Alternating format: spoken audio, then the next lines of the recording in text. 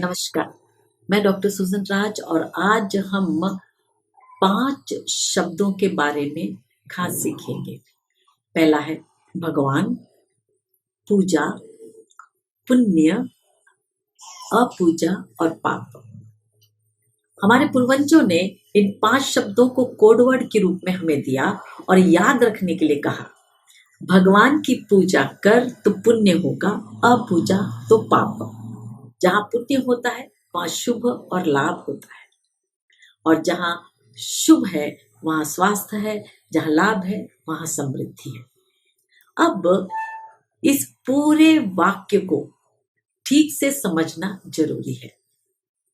इसे समझने के लिए उन्होंने बनाए रीति अर्थात नियम, रिवाज जिसे हम कहते हैं नियंत्रण। हर नियम का नियंत्रण होना जरूरी होता है, अर्थात रीति में रिवाज होता है।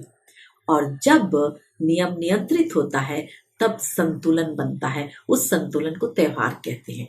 इसका मतलब ये हुआ, जितने भी रीति रिवाज और त्योहार हैं, इसका सिर्फ एक ही उद्देश्य है कि इन संक्षिप्तीकृत किए गए शब्दों को विस्तृतीकृत करना है सही नियम के अनुसार। तो हमारे देश में सबको याद है, भगवान की पूजा कर तो पुण्य हो, अपूजा तो पाप। जहाँ पुण्य है वहाँ शुभ और लाभ है। सभी अपने घरों के सामने शुभ लाभ लिख के रखते भी हैं।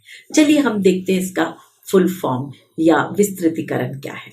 भगवान 5 शब्दों से बनाए, भ ग व में आ की मात्रा अ अनि न। भ से भूमि, ग से गगन, व से वायु, अ से अग्नि, न से नीर। ये 5 तत्व हैं।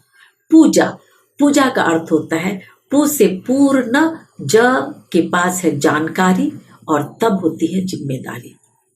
और पुण्य, पू से होता है पूर्ण, आधा न से न्याय, न में छोटी ई की मात्रा निष्पक्ष योजना। जहां भूमि गगन वायु अग्नि नीर की पूर्ण जानकारी के साथ जिम्मेदारी ली जाती है, वहां पर पूर्ण न्याय निष्पक्ष योजना से ही होगी। जहां पूर्ण न्याय निष्पक्ष योजना से होती है वहां पर शुभ और लाभ होता है। शुभ में स्वास्थ्य है। स्वास्थ्य का भी अर्थ है स्व मतलब स्वयं, स्थ मतलब स्थिर, स्वयं को स्थिर करना। स्वयं को स्थिर करने के लिए 5 कर्म करने होते हैं।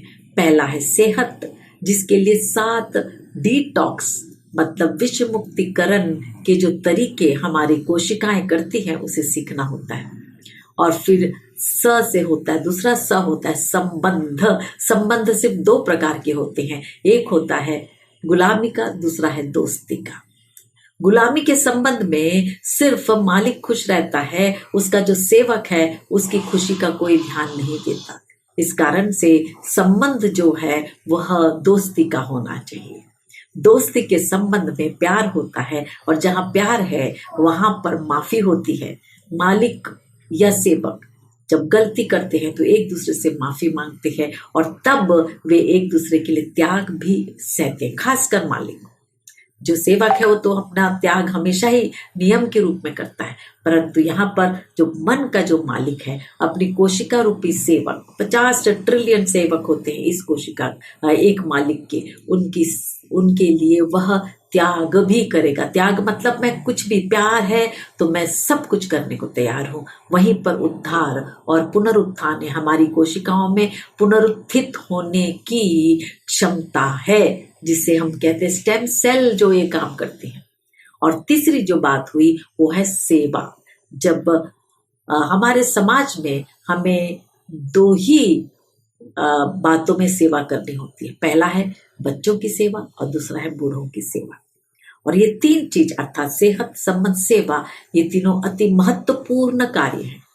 जितने भी हम व्यवस्था बनाते हैं उसमें यही 3 अल्टीमेटली फाइनली कहते हैं, इसको हम अचीव करते हैं।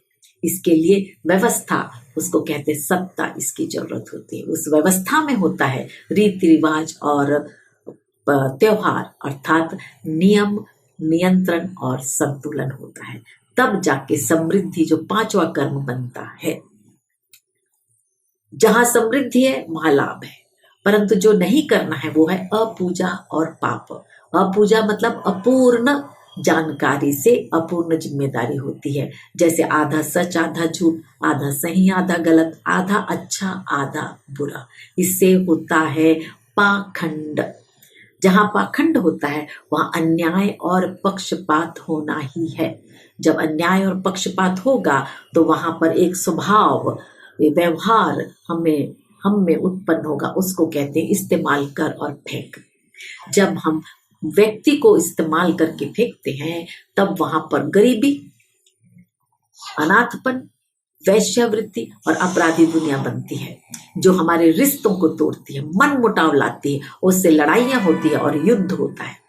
और जब हम वस्तु को इस्तेमाल करके फेंकते हैं तो हमारी भूमि, हमारा जल और वायु ये प्रदूषित हो जाते हैं और इनके प्रदूषण हमारी कोशिकाओं में प्रवेश करके हमें बीमार करते हैं। अर्थात लड़ाई और बीमारी ये दोनों ही शैतानी तंत्र के षड्यंत्र हैं, जिसे हमें हमेशा जागते रहते हुए पहचानना है और उसे पहचान के उसे खत्म करना है।